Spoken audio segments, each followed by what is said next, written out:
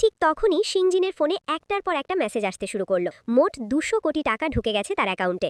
দুজনেই এমন খুশি হয়ে উঠল যেন কলা খেয়ে লাফানো বানরের মতো। অন্যদিকে বস তখন নিশ্চিন্তে মদ খাচ্ছিল, মুখে আত্মবিশ্বাসী হাসি। পরদিন সিংজিন বসের তৈরি করা পুরো আইনজীবীর অফিসটাই নিজের নামে করে নিল। কর্মচারীরা সবাই ক্ষুব্ধ হয়ে বসের পক্ষ নিল, কিন্তু সে তখনও শান্ত ছিল। সে নিজেই স্বীকার করে নিল এখন অফিসটি সিংজিনের। এরপর কৃতজ্ঞতা দেখানোর নাম করে সিংজিন একটি মোমবাতি জ্বালালো, নিজের হাত আগুনের ওপর ধরে রাখলো। তারপর সঙ্গে সঙ্গে সিস্টেমকে ডাকলো, চুক্তিবদ্ধ ব্যক্তির সঙ্গে আমার সমস্ত যন্ত্রণা বিনিময় করো। পরমুহূর্তেই বসের হাতে অসম্ভব যন্ত্রণা শুরু হলো। হাত পুড়ে গেলেও সে কিছু বুঝতে না পারার ভান করলো। অথচ সিংজিন তখন গর্ব করে বলতে লাগলো সে একটি জীবন বিনিময় সিস্টেমের সঙ্গে যুক্ত। তার এক কথায় সম্পদ, কষ্ট, এমনকি জীবন পর্যন্ত অদলবদল করা যায়। সে এরপর নিরাপত্তা রক্ষীদের ডেকে আনলো এবং সবাইকে ইলেকট্রিক ব্যাটন বের করতে বলল। সবাই ভাবলো সে বুঝি বসকে মারতে যাচ্ছে, কিন্তু অবাক করে দিয়ে সে বলল আমাকেই মারো, যত জোরে পারো মারো। নিরাপত্তা রক্ষীরা দ্বিধায় পড়ে গেল। তখন সে চিৎকার করে বলল কানে শুনতে পাও না, আমি বলছি আমাকে মারো। তারা হালকা করে হাত তুলতেই সিংজিন ঘোষণা করলো যে সবচেয়ে জোরে মারবে সে পাবে 1 মিলিয়ন টাকা। এমন সুযোগ কেউ ছাড়ে? সব নিরাপত্তা রক্ষী ঝাঁপিয়ে পড়ল। কয়েক সেকেন্ডেই সিংজিন মুখ ফুলে